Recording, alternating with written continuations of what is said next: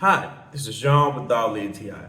And these Mentos mints right here, they just go directly to my childhood. So I remember when I was a kid, I would go to the cinema and my dad used to buy me these Mentos all the time. And now, being an adult, I've seen why I always liked them.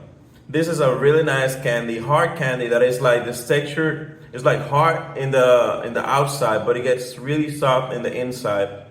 And I just like to get these guys around me all the time. It's just like a nice, really tasteful, hard candy that is just like have a great sensation. Even like feels really cool in your mouth while you're eating them. And it's just so convenient. You just put them in your pocket, and every time people will be asking me about, do you got mints or you got something to eat?